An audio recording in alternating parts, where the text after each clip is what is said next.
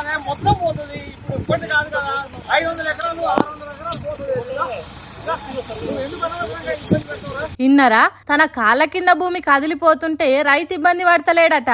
భూమి ఇయ్యను అంటే పోలీసులు ఇబ్బంది పడుతున్నారట. ఎట్లున్నదో చూడుండ్రి సర్కార్ భూ సర్వేకి పంపిన పోలీసుల తీరు. నీదొక్కందే కాదు 500 ఎకరాల భూములు పోతున్నాయి, వాళ్ళకి లేని బాధ నీకెందుకు అంటున్నాడు పోలీసు సారు. వాళ్ళకు బాధ లేదని ఎవరు చెప్పిండ్రు కావచ్చు.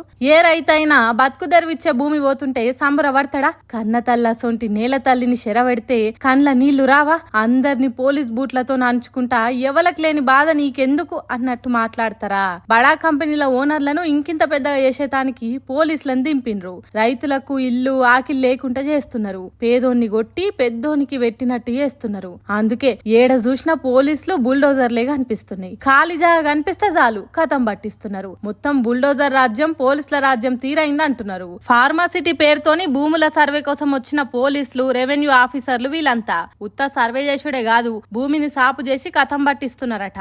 అందుకే బుల్డోజర్లు వచ్చినాయి. రంగారెడ్డి జిల్లా యాచారం మండలం నక్కర్తమేడిపల్లి అనే ఊర్లో జరుగుతున్న రేవంత్ రెడ్డి పాలన ఇగో ఇది అని ఈ వీడియోలను సోషల్ మీడియాలో సొక్క దిప్పుతున్నారు. కాంగ్రెస్ సర్కార్ కాకులను కొట్టి గద్దలకేసినట్టు చేస్తున్నది తప్ప దేశానికి అన్నం పెట్టే రైతుల గురించి ఆలోచన చేస్తలేదు అని తిడుతున్నారు ఈ వీడియో చూసిన జనాలు. తక్కువ కాలంలోనే భూములు సాపు చేసి స్వాధీనం చేసుకోవాలని ఇనుప బూట్లను దింపింది పల్లెలల్లా అని అంటుర్రు. మరి చూడాలి తెలంగాణలో ఇంకా ఎక్కడెక్కడ ఖాళీ భూములు ఉన్నాయి, వాటిని సర్కార్ తీసుకునే తానికి బుల్డోజర్లను బయట రాష్ట్రాల నుంచి తెప్పిస్తుందా అనేది ముందు ముందే తెలుస్తుంది.